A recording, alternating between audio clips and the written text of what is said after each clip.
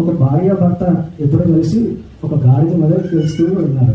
ఎక్కి వెళ్తున్నప్పుడు చుట్టుపక్కల ఉన్నటువంటి వాళ్ళు అన్నారు, అరే గాడిద ఇలా అలా ఎంత బరువు నేను ఎలా మోస్తుందా, ఇలా సిగ్గులేదు అసలు వీళ్ళు ఒక్కొక్కలా మనకేలాగా ఉన్నట్టున్నారు, పాపం భర్త చిక్కిపోయింది చచ్చిపోతుందేమో అని చెప్పి ఎప్పుడైతే అన్నారో ఈ మాట విన్నటువంటి ఆ దంపతికి ఏమనిపించిందంటే, అయ్యో ఇదేదో నిజంగా ఏంటి చచ్చిపోతాంట, కాబట్టి మరేం చేద్దాం, భార్య చెప్పాడు నువ్వు కూర్చో నేను నడిపించుకుంటూ వస్తాను.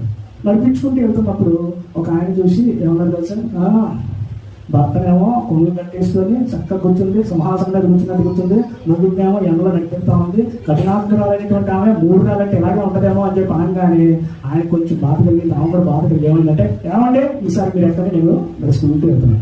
సరే ఆయన ఎక్కిన తర్వాత కొంత దూరం వెళ్ళిన తర్వాత ఎక్కువ రోజులు ఏమన్నాడంటే, వీడు తున్నపోతు కాకపోతే ఆడబిడ్డను నడు రోడ్డు మీద నడిపిస్తారా, వీడికి జాలి లేదు, దయ లేదు, కర్ర లేదు, ఏం లేదు అంటే కాళ్ళ మీద కాళేశ్వరం కూర్చొని భార్యని చిత్రహింసలు పెడుతున్నాడు. ఇలాంటి వాళ్ళందరూ మనం ఎక్కడికక్కడ పెట్టాల్సింది, జైల్లో పెట్టాలి అని చెప్పి ఎప్పుడైతే ఆ మాట విన్నారో వెంటనే ఇద్దరేమనుకున్నారు అని అంటే, మన అక్కడ నడుచుకుంటే అవ్వం, దాన్ని నడిపించుకుంటే అవ్వం.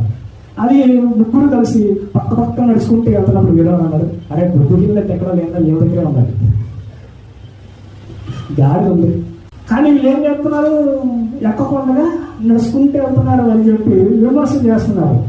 ఈ స్టోరీలో మీరు అర్థం చేసుకోవాల్సింది ఏంటి అని అంటే, మనము ఎలా ఉన్నా విమర్శ చేస్తూనే ఉంటాం.